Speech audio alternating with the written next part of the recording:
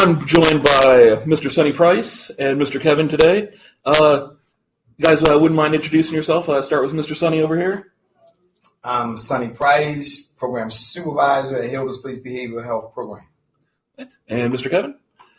I'm Kevin Matthews, Supported Employment Specialist at Hilda's Police Behavioral Health Organization, job coach, and a few other things.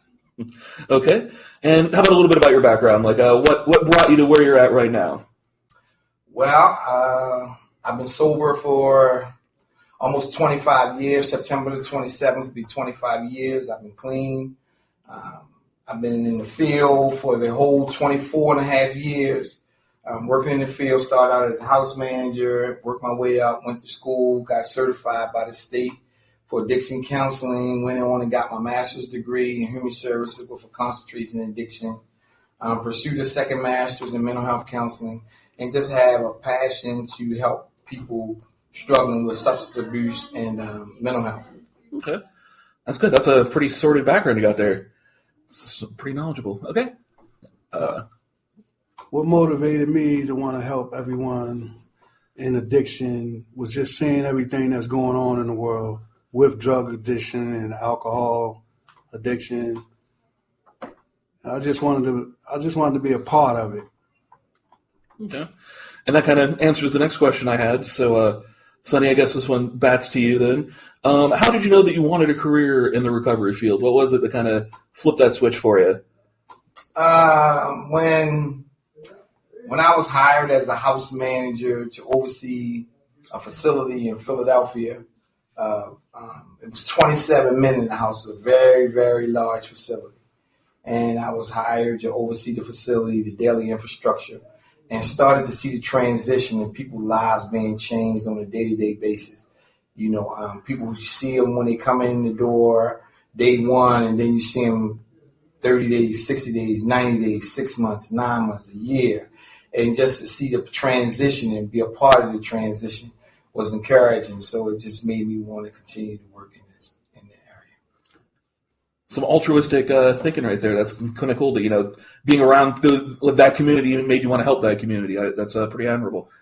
Kevin, you had something you wanted to add on to that? Yes, I just wanted to add, my background is similar to Mr. Sonnie's in relation to being a house manager. I have experience being a house manager. I house managed for a year and a half.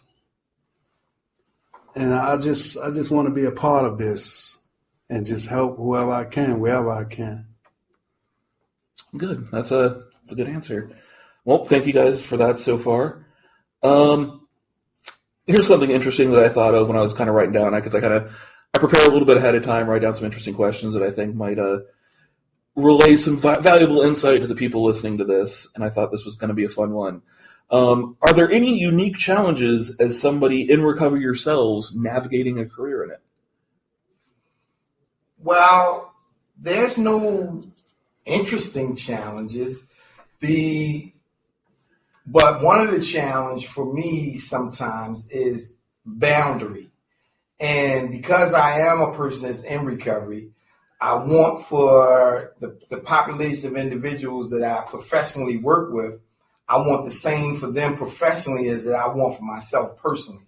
And I always have to find a boundary line and not allow my personal biases or my personal desires or my personal wants to infiltrate into my professional era and arena where it should be non-biased. It should be just about what the client receives. I want everybody to do good, but I have to understand that everybody's not going to do good. Some people are going to make mistakes. Some people are going to relapse. Some people are going to die. I just have to accept the fact that this is what happens in the population of people that we work with. I knew I was going to get a good answer from that from you. Wow. Got anything to try to one-up that? Well, I don't think I'm going to up that, but I don't think I have any challenges because every day I learn something new from just being in the field. So the challenge for me would be, if there was any, it would be learning something different and using that to be able to help someone else. Okay. Yeah, still pretty good. Still pretty valuable information there. Okay. Next thing. I know Sonny kind of touched on it a little bit in one of your answers before, but what's been the most fulfilling thing about your career in recovery? Seeing lives change. Mm-hmm. That's short and sweet. Real simple. Seeing lives change. I definitely have to respond to that. Is there anything that sticks out as like a prime example of that, or is it just kind of like has there been like one pinnacle that where somebody's achieved like even more than what you wanted or anything?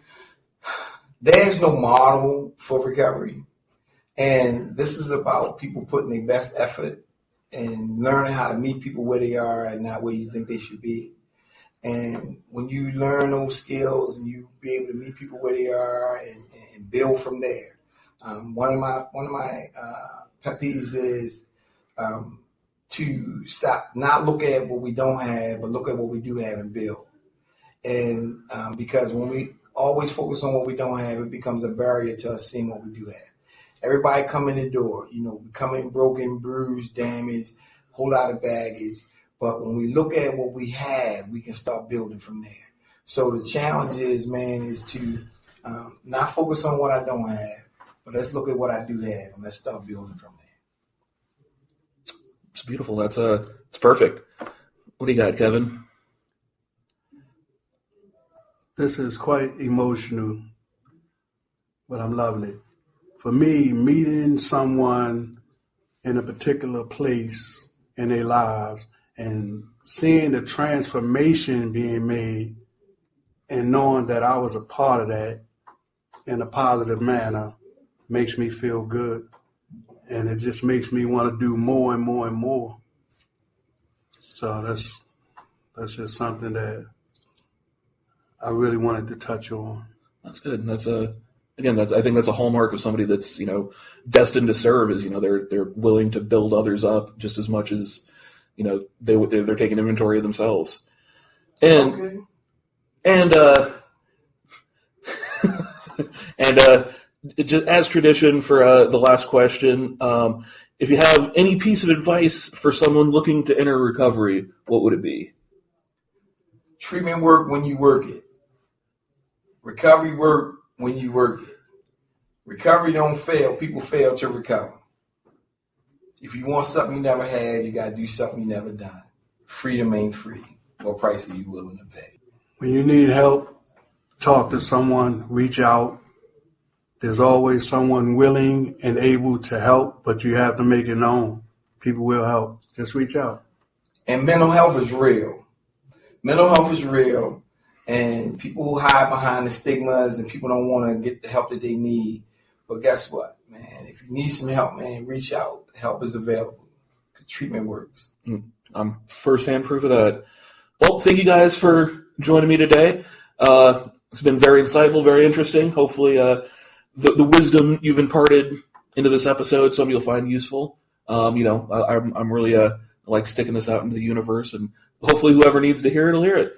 Again, thank you guys for being here.